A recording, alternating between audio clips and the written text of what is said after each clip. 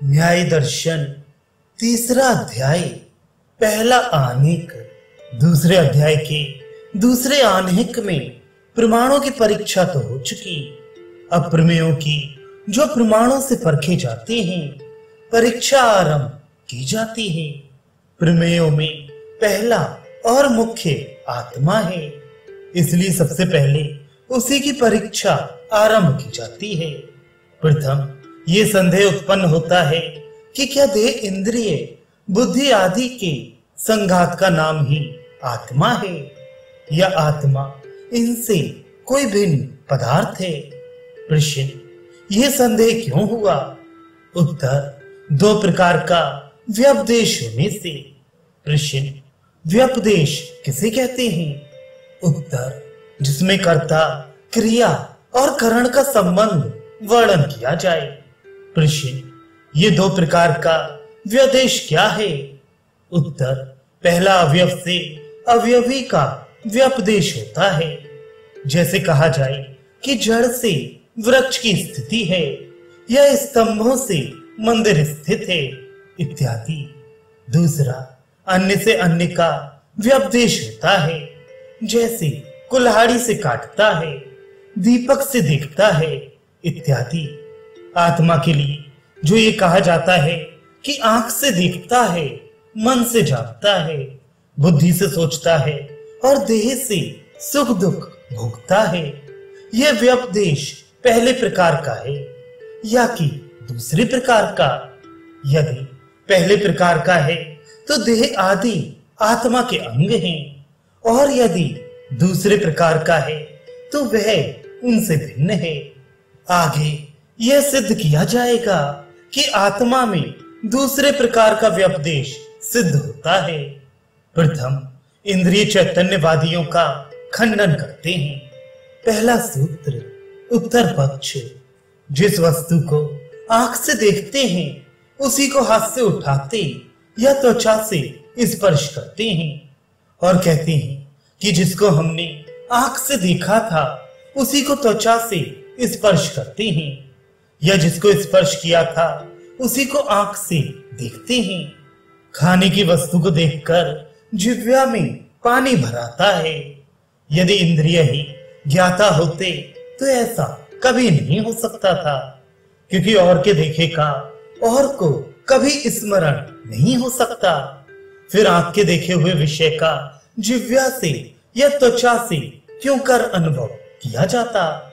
जो आंख से देखकर फिर उसी अर्थ का त्वचा या रसना से ग्रहण करता है, वे गृहीता इन इंद्रियों से पृथक है, अतः इस पर शंका करते हैं। दूसरा सूत्र, पूर्व पक्ष, इंद्रिय संघात के अतिरिक्त और कोई चेतन आत्मा नहीं है, क्योंकि इंद्रियों के विषय नियत हैं। आंख के होने से रूप का ज्ञान होता है, ना होने से नहीं होता, और यह नियम है कि जो जिसके होने से हो और ना होने से ना हो, वह उसी का कार्य समझा जाता है। इससे सिद्ध होता है कि रूप का देखना आंख का काम है, गंध को सूंघना नाक का काम है। अतः प्रत्येक इंद्रिय अपने अपने विषय के ज्ञान में स्वतंत्र है, क्योंकि उसके होने से उसका ज्ञान होता है, ना होने से नहीं होता। इस दशा में इंद्रियों के अतिरिक्त किसी चेतन आत्मा के मानने की क्या आवश्यकता है? अब इसका समाधान करते हैं। तीसरा सूत्र, उत्तर पक्ष, यदि प्रत्येक इंद्रिय सब विषयों के जानने में निरपेक्ष स्वतंत्र होता या सब मिलकर ही सर्वज्ञ होते, तो कौन उनसे भिन्न चेतन का अनुमान करता? जबकि प्रत्येक इंद्रिय प्रत्येक विषय के वास्ते नियत है, अपने विषय के सिवाय वह दूसरे विषय का ज्ञान कराने में असमर्थ है। इसी से तद्भिन्न चेतन आत्मा का अनुमान किया जाता है। इंद्रिय भृत्यों के सदृश अपना अपना काम करते हैं। इनसे नियत काम लेने वाला कोई अध्यक्ष, कोई स्वामी है जो इनसे काम लेता है, वे उसके कारण मात्र हैं। इसके अतिरिक्त एक इंद्रिय या सब इंद्रियों के विकृत हो जाने पर भी देह स्थित रहता है। यदि इंद्रिय ही चैतन्य होते तो उनके न रहने पर देह का भी अवसान हो जाना चाहिए था। यदि इंद्रियों के अतिरिक्त और कोई आत्मा ना होता तो सबको यह ज्ञान होना चाहिए था कि मैं आंख हूं, मैं कान हूं, परंतु कोई ऐसा नहीं समझता। प्रत्युत सब यही कहते हैं कि मेरी आंख है, मेरा कान है इत्यादि। इससे भी यही सिद्ध होता है कि आत्मा इंद्रियों से भिन्न है।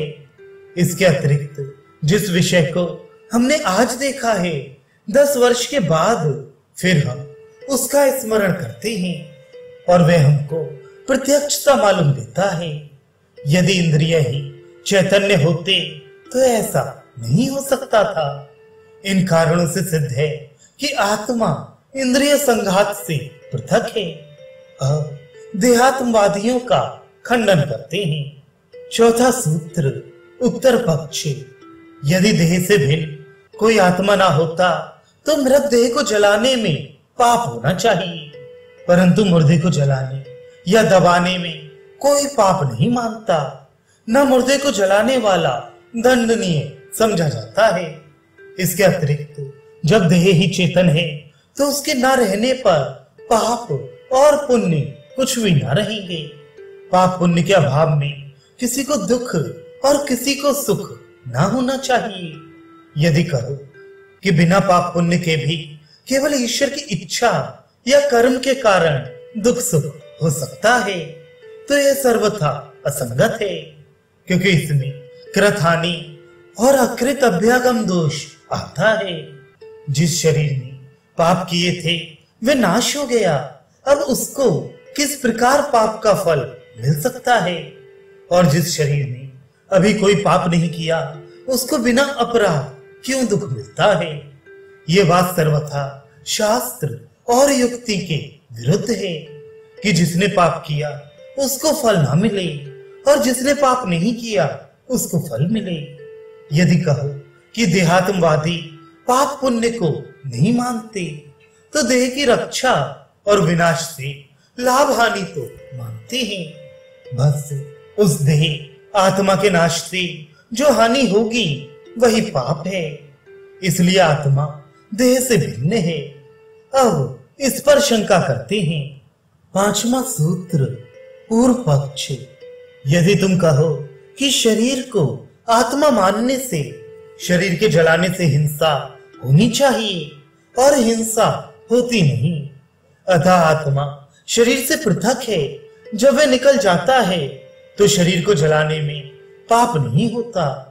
वादी कहता है जब तुम आत्मा को नित्य मानते हो तो उसे हिंसा रूप पाप का अभाव सजीव शरीर को जलाने में भी होना चाहिए, क्योंकि तुम्हारे मत में आत्मा तो नित्य है, उसकी कोई हिंसा हो ही नहीं सकती, तो हिंसा का पाप क्यों कर हो सकता है? अतः दोनों दशाओं में आपत्ति है। देह को आत्मा मानने से तो हिंसा निष्फल हो जाती है और आत्मा को देह से भिन्न मानने में हिंसा हो ही नहीं सकती। अब इसका समाधान सूत्रकार करते हैं। छठा सूत्र, उत्तर पक्ष। हम नित्य आत्मा के नाश को हिंसा नहीं कहते, किंतु नित्य आत्मा जिस शरीर और इंद्रियों के साथ मिलकर काम करता है उनके उपघात को हिंसा कहते हैं। इसलिए हमारे मत में उक्त दोष नहीं आता। प्रश्न, कर्ता सदा स्वतंत्र है और तुम शरीर के सहारे आत्मा का कर्म कार्य मानते हो, तो आत्मा स्वतंत्र कैसे है? उत्तर, आत्मा करने में स्वतंत्र है, शरीर में बैठकर सुख दुख अनुभव करता है। शरीर के नाश से आत्मा का नाश नहीं होता, प्रत्युत उसके काम में बाधा होती है। इसलिए आत्मा सहित शरीर के जलाने में हिंसा होती है, आत्मा के निकल जाने पर हिंसा नहीं होती। प्रश्न, क्या कारण है कि आत्मा के निकल जाने पर हिंसा नहीं और मौजूदगी पर जलाने से हिंसा होती है, जबकि दोनों दशाओं में आत्मा को कुछ हानि नहीं? उत्तर, जब कोई स्वयं कपड़ा उतारकर फेंक दे तो उसको उठाने वाला अपराधी नहीं होगा, और बलात्कार से उतार ले तो वह अपराधी होता है। यद्यपि दोनों दशाओं में कर्ता के कर्म का प्रभाव कपड़े पर पड़ा। कारण यह है कि जीव का संबंध अहंकार के साथ होता है, जिसको आत्मा अपना नहीं समझता। उसके चले जाने में उसे कोई दुख नहीं। जीव की उपस्थिति में उसके जलाने में उसे दुख होता है। जिसको दुख हो वही पाप है। ऋषि, जबकि शरीर के नाश से आत्मा को कुछ हानि नहीं पहुंचाई गई और वह उस शरीर से निकलकर दूसरे शरीर में चला जाता है, तो उसकी हिंसा से पाप क्यों होता है? और उसको उस शरीर के छोड़ने में दुख क्यों होता है?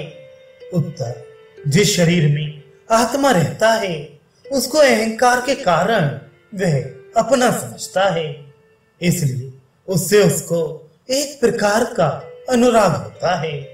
उस अनुराग के कारण उस शरीर को छोड़ने में वह दुख मानता है। अतः आत्मा को शरीर से युक्त करने को ही हिंसा कहा गया है, न कि आत्मा के नाश का। आत्मा के देह से भिन्न होने में एक हेतु और देते हैं। 7वां सूत्र, उत्तर पक्ष। जिसको बाईं आंख से देखा हो उसका दाईं से प्रत्यय ज्ञान होता है। इससे सिद्ध है कि आत्मा देह से भिन्न है। ऋषि, प्रत्यय ज्ञान किसे कहते हैं? उत्तर, पहले और पिछले ज्ञान को एक विषय में मिलाने का नाम प्रत्यय विज्ञान है।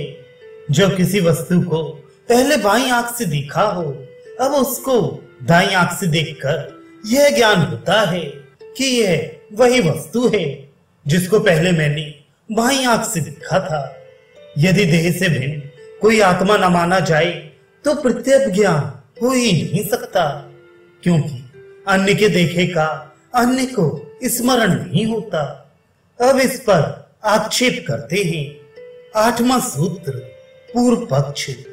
ये समझना कि बाईं और दाईं दो आंखें हैं ठीक नहीं, क्योंकि आंख केवल एक ही है। नाक की हड्डी के बीच में आ जाने से दो मालूम होती हैं। जैसे किसी तड़ाग में पुल बांध देने से दो तड़ाग नहीं हो जाते, ऐसे ही नाक की हड्डी के बीच में आ जाने से दो आंख नहीं हो सकती। इसलिए जो युक्ति आत्मा को इंद्रियों से भिन्न सिद्ध करने के लिए दी गई वह ठीक नहीं। अब इसका उत्तर देते हैं। 9वां सूत्र, उत्तर पक्ष। यदि आंख दो नहीं होती किंतु एक ही होती, जैसा कि वादी ने कहा है, तो एक के नाश होने पर दूसरे का भी नाश हो जाता। परंतु ऐसा होता नहीं। एक आंख के नष्ट हो जाने पर दूसरी बराबर रहती है और उससे काम लिया जाता है। इसलिए आंख एक नहीं। अब वादी पुनः शंका करता है। 10वां सूत्र, पूर्व पक्ष। दो आंखों की सिद्धि में एक आंख के नष्ट होने पर दूसरी के शेष रहने की जो युक्ति दी गई वह ठीक नहीं, क्योंकि किसी वस्तु के एक भाग के नष्ट होने से उस वस्तु का सर्वनाश नहीं होता। जैसे वृक्ष की शाखाओं के कट जाने से भी वृक्ष का नाश नहीं होता, इसलिए आंख एक ही है। उसके एक अवयव का नाश होने से अवयवी का नाश नहीं हो सकता। इसका उत्तर देते हैं। 11वां सूत्र, उत्तर पक्ष। वृक्ष का दृष्टांत ठीक नहीं, क्योंकि वृक्ष अवयवी है, शाखाएं उसका अवयव। इस प्रकार एक आंख दूसरी आंख का अवयव नहीं, अर्थात वे दोनों किसी अवयवी का अवयव है। यदि आंख एक होती तो एक में सुर्खी या रोए होने से दोनों में सुर्खी या रोए होनी चाहिए। एक में दृष्टि रोग होने से दूसरी में भी होना चाहिए, क्योंकि ऐसा नहीं होता। इससे आंख दो ही है। इस दृष्टांत विरोध से उनका एक होना सिद्ध नहीं हो सकता। इसके अतिरिक्त नाक की हड्डी निकालने पर भी दोनों आंखों के गोलक भिन्न भिन्न दृष्ट पड़ते हैं, जिससे दो आंखों का होना प्रत्यक्ष सिद्ध है। जब आंखें दो सिद्ध हो गई, तब एक के देखे हुए अर्थ को दूसरी से प्रतिभिज्ञा का होना यह सिद्ध करता है कि उस प्रतिभिज्ञा का कर्ता इंद्रियों से भिन्न कोई और ही पदार्थ है और वही चेतन आत्मा है। फिर उसी की पुष्टि करते हैं। 12वां सूत्र उत्तर पक्ष। प्रायः स्थलों पर किसी पके हुए फल को देखते ही मुंह में पानी भर आता है। इससे भी मालूम होता है कि स्मरण करने वाला इंद्रियों से भिन्न आत्मा है, जिसको फल देखते ही उसका स्वाद स्मरण होकर मुंह में पानी भर आया। यदि इंद्रियों को ही निरपेक्ष अपने अपने विषयों का ज्ञाता माना जाए, तो आंख के देखने से मुंह में पानी भर आना नहीं हो सकता, क्योंकि कोई इंद्रिय दूसरी इंद्रिय के विषय को नहीं जान सकता और ना आंख के देखने से रसना को उसका ज्ञान हो सकता है। अब वादी पुनः आक्षेप करता है। पूर्व पक्ष। 13वां सूत्र। किसी गुजरी हुई बात को स्मरण करना स्मृति का धर्म है, क्योंकि स्मृति जितने विषय हैं वे स्मृति में आते ही रहते हैं। और यह कोई नियम नहीं है कि पहले जिस इंद्रिय से जो ज्ञान हुआ हो फिर उसी इंद्रिय के द्वारा उसका स्मरण भी हो। जिस वस्तु का एक बार प्रत्यक्ष हो चुका है, चाहे वह किसी इंद्रिय के द्वारा हो, उसकी स्मृति होती है, अप्रत्यक्ष की नहीं। इसके लिए इंद्रियों से भिन्न आत्मा के मानने की क्या आवश्यकता है? अब इसका समाधान करते हैं। 14वां सूत्र उत्तर पक्ष। स्मृति आत्मा का गुण है, ना कि किसी इंद्रिय का। यदि इंद्रियों का गुण स्मृति होती तो किसी एक के कर्ता ना होने से विषयों का प्रतिसंधान नहीं हो सकता था। अर्थात एक इंद्रिय से जिस विषय का ज्ञान हुआ, दूसरी इंद्रिय उसके स्मरण का हेतु क्यों कर हो सकेगा? यदि स्मृति विषय को ही स्मृति का कारण माना जाए, तो भूत देह में स्मृति क्यों नहीं उत्पन्न होती, जबकि उसमें इंद्रिय मौजूद हैं और स्मृति विषय भी सम्मुख है। फिर स्मृति का बाधक कौन है? इससे सिद्ध है कि स्मृति केवल आत्मा का गुण है। स्मृति विषय उसके उद्बोधक अवश्य है, परंतु उसका आधार केवल आत्मा है। बिना आत्मा के स्मृति और किसी पदार्थ में रह नहीं सकती। इसके अतिरिक्त मैं स्मरण करता हूं, ये प्रत्यक्ष भी जो प्रत्येक मनुष्य को होता है स्मृति का आत्मगुण होना सिद्ध करता है। इस पर और भी हेतु देते हैं। 15वां सूत्र उत्तर पक्ष। वादी ने ये जो कहा था कि स्मृति विषय ही स्मृति का कारण है, ये ठीक नहीं, क्योंकि स्मृति विषय असंख्य है, इसलिए वे स्मृति का कारण नहीं हो सकती। प्रश्न, स्मृति विषय किसे कहते हैं? उत्तर, स्मृति 4 प्रकार की है। पहली, मैंने इस पदार्थ को जाना। दूसरी, मैं इसको जानने वाला हूं। तीसरी, मुझसे यह पदार्थ जाना गया। चौथी, मुझे ज्ञान हुआ। ये जो 4 प्रकार के परोक्ष ज्ञान है, यही स्मृति का मूल है। इन 4 प्रकार की स्मृति में सर्वत्र ज्ञान का संबंध ज्ञाता और ज्ञेय दोनों से है। ये ज्ञान ना तो बिना ज्ञाता के रह सकता है और ना अनेक ज्ञाताओं से इसका संबंध है, किंतु एक ही ज्ञाता ज्ञेय पदार्थों के अनुरोध से अपने संपूर्ण ज्ञानों का प्रतिसंधान करता है। मैंने इस बात को जाना है, मैं इस बात को जानता हूं और मैं इसको जानूंगा। इन तीनों कालों के ज्ञान का प्रतिसंधान यदि ज्ञाता को ना हो तो नहीं हो सकता। यदि इसको केवल संस्कारों का फैलाव मात्र ही माना जाए, प्रथम तो संस्कार उत्पन्न होकर विलीन हो जाते हैं, दूसरे कोई संस्कार ऐसा नहीं है जो तीनों काल के ज्ञान को अपने में धारण कर सके। बिना ज्ञाता के संस्कार से मैं और मेरा ये ज्ञान उत्पन्न ही नहीं हो सकता। अतः स्मृति विषय के अपर संख्येय और आत्माश्रित होने से ज्ञान का कारण स्मृत विषय नहीं हो सकते। इस पर वादी पुनः शंका करता है। 16वां सूत्र पूर्व पक्ष। जो हेतु तुमने आत्मा की सिद्धि में दिए हैं उनसे मन की सिद्धि होती है, ना कि भिन्न भिन्न अर्थों का ज्ञान या एक अर्थ का ज्ञान और फिर उनका प्रतिसंधान। यह सब काम मन कर सकता है। जैसे दर्शन स्पर्शन से जो एक प्रकार का ज्ञान होना आत्म की सिद्धि में बताया है, वह मन की सिद्धि करता है। फिर देह आदि से भिन्न आत्मा के मानने की क्या आवश्यकता है? इसका समाधान करते हैं। यह बात निर्विवाद सिद्ध है कि प्रत्येक कारण कर्ता की सहायता के लिए होता है। यदि कर्ता ना हो तो सब कारण मिलकर भी कोई काम नहीं कर सकते। इसी प्रकार ज्ञान प्राप्ति के जितने साधन हैं वे सब ज्ञाता की सहायता के लिए हैं। जैसे आंख से देखता है, नाक से सूंघता है, त्वचा से स्पर्श करता है, मन से सोचता है इत्यादि। आंख आदि के समान मन भी एक ज्ञान साधन है जिसको अंतःकरण भी कहते हैं। वे ज्ञान की उपलब्धि में मन का साधक है, ना कि बाधक। यदि मन को ही चेतन माना जाए, कारण ना माना जाए, तब भी केवल संज्ञा भेद मात्र होगा, अर्थ भेद नहीं। अर्थात जिसको हम आत्मा कहते हैं उसको तुम मन कहते हो।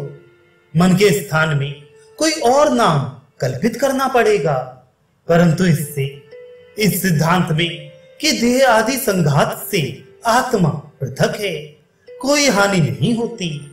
इस पर एक हेतु और भी देते हैं। 18वां सूत्र उत्तर पक्ष।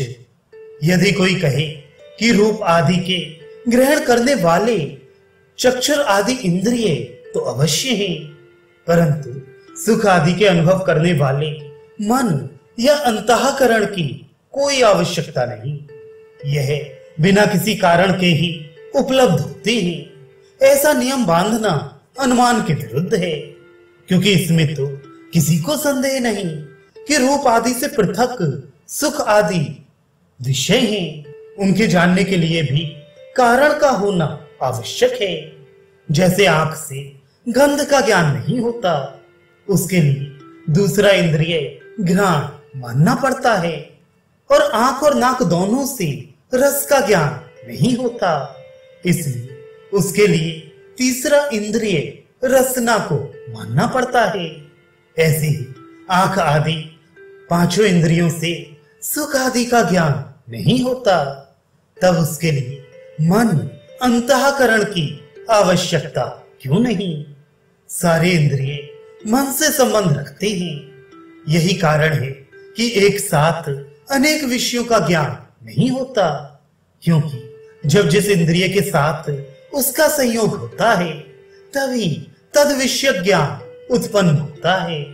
इसलिए पूर्व आत्म सिद्धि के लिए जो हेतु दिए गए हैं वे मन में कदापि नहीं घट सकते।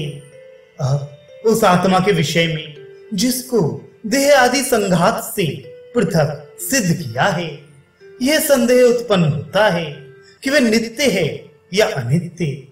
अगले सूत्र में आत्मा की नित्यता सिद्ध करते हैं। 19वां सूत्र उत्तर पक्ष। पहले जन्म के अभ्यास से जो सद्योजात बालक के हृदय में हर्ष, भय और शोक उत्पन्न होते हैं, उससे जीवात्मा का जन्म से पूर्व होना सिद्ध होता है, क्योंकि इस जन्म में तो उसने इनके कारणों को अनुभव ही नहीं किया। बिना किसी वस्तु को देखे या अनुभव किए उसकी स्मृति नहीं हो सकती। जब अभी तक उसने सुख, दुख या भय के कारणों को अनुभव ही नहीं किया, तो उस पर इनका प्रभाव क्यों पड़ता है? इसका कारण सिवाय पूर्व जन्म के अभ्यास के और कोई नहीं हो सकता। अतएव आत्मा नित्य है। अब इस पर शंका करते हैं। परीक्षित, क्या आत्मा उत्पन्न हुआ है? उत्तर, आत्मा की उत्पत्ति मानने वालों से यह प्रश्न होता है कि आत्मा शरीर के साथ उत्पन्न हुआ या पूर्व या बाद को। यदि कहो शरीर से पूर्व हुआ तो उसका उपादान कारण क्या है? प्रत्येक उत्पत्तिमान द्रव्य का उपादान कारण अवश्य होता है। यदि कहो शरीर के साथ उत्पन्न होता है तो पूर्वोक्त शोक हर्ष नहीं हो सकती। अतः आत्मा अनादि है। ऋषि, बिना उपादान कारण के कोई द्रव्य उत्पन्न नहीं होता, यह विचार ठीक नहीं। जिस प्रकार गुरु के उपदेश से शिष्य को ज्ञान होता है, उसी प्रकार बिना उपादान कारण के आत्मा उत्पन्न होता है। उत्तर, यह ठीक नहीं, क्योंकि ज्ञान गुण है जो अपने गुणी से दूसरे में जाता है, परंतु आत्मा द्रव्य है। कोई ऐसा उदाहरण दो जहां द्रव्य बिना उपादान के उत्पन्न हो। द्रव्य में गुण, कर्म, उपादान होने की शक्ति है। 20वां सूत्र, पूर्व पक्ष। जैसे अनित्य कमल के फूल में खिलना, बंद होना आदि विकार स्वाभाविक हैं, ऐसे ही सद्योजात बालक में भी हर्ष, भय, शोक स्वाभाविक रीत से उत्पन्न हो जाते हैं। इस दशा में पूर्व जन्म के मानने की कोई आवश्यकता नहीं। अब इसका समाधान करते हैं। 21वां सूत्र, उत्तर पक्ष। जो कमल के फूल का दृष्टांत आत्मा से दिया गया है वह ठीक नहीं, क्योंकि फूल आदि पंचभूतों का विकार है। उनमें उष्ण, शीत और वर्षा ऋतुओं के कारण विकार उत्पन्न होते हैं। आत्मा भौतिक नहीं है जो काल का प्रभाव उस पर पड़ सके, इसलिए यह दृष्टांत ठीक नहीं। अथवा पद्म आदिकों में भी प्रबोध आदि विकार निर्मित नहीं है। सर्दी, गर्मी और वर्षा आदि का होना ही उनका निमित्त है। इसी प्रकार आत्मा के हर्ष, शोक आदि का निमित्त पूर्वस्थ संस्कार है। जैसे बिना सर्दी, गर्मी आदि निमित्तों के पद्म आदि में प्रबोध आदि विकार नहीं हो सकते, वैसे ही बिना पूर्वाभ्यस्त संस्कारों के तत्काल जन्मे बालक में हर्ष, शोक आदि भी नहीं हो सकते। अतएव आत्मा नित्य है। इसी की पुष्टि में दूसरा हेतु देते हैं। 22वां सूत्र, उत्तर पक्ष।